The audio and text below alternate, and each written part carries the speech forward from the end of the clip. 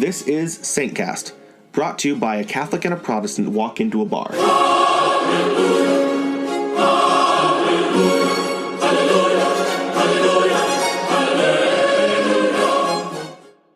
Hello, I'm Nathaniel and I'm a Catholic.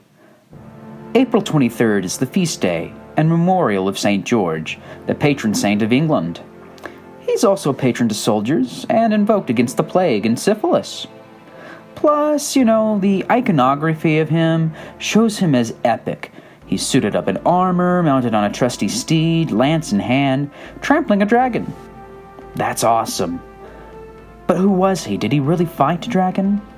And why is he such a big deal to merry old England? Well, you see, it's kind of a weird story. St. George, though popular in the Western imagination, was more than likely from the East. Legends place him as a warrior from Cappadocia, or maybe even from Palestine. He's mentioned in a martyrology written by St. Jerome, and a few other hagiographies floating around, but solid details are, alas, wanting. We're pretty sure he resisted the Diocletian persecution in the early 4th century, and was martyred in Nicomedia or Lissa in Palestine, around, shall we say, 303 AD. It's said in the legends that he even tore down imperial decrees persecuting Christians from the public places. He tore them down. You gotta admit, that's pretty bold. But, like so many early martyrs, we can only make a rough sketch of him as his identity has been diluted with time. Indeed, his cult is ancient, and Eastern piety calls him the Megalomarios, that is, the Great Martyr. Perhaps the quintessential legend of St. George comes to us from a 13th century source, the Golden Legend by Jacobus de Voragine. In Voragine's tale, George was passing through Cyrene in Libya and found the town being persecuted by a dragon who had a rumbly in his tummy that only humans could satisfy. The victims were chosen by lot to be eaten by the dragon.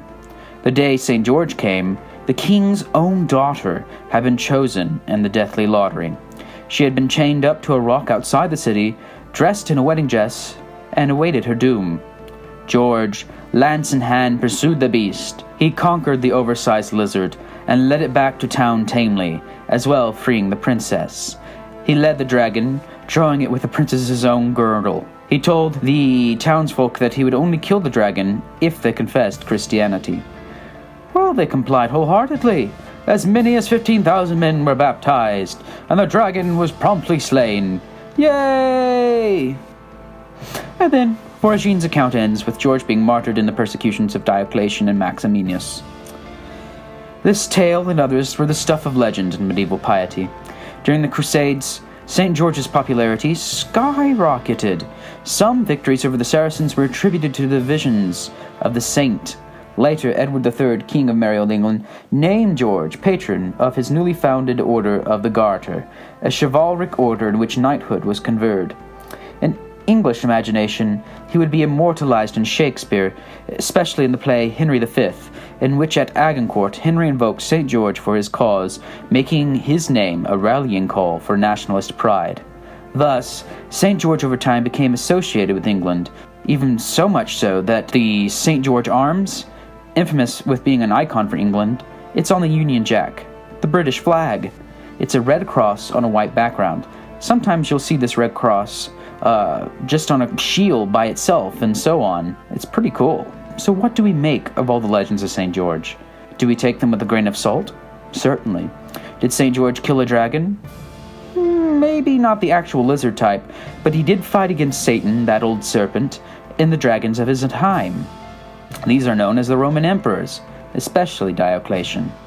We admire that his sanctity has been such driving force to leading entire nations to Christ. And, well, it's good to have a symbol of godly masculinity in a world that increasingly shuns and discourages it. May we all be so bold to fight the world, the flesh, and the dragon known as the devil, like St. George did. And since I'm a Catholic, I will just end this by asking for the saints' intercession. St. George, pray for us.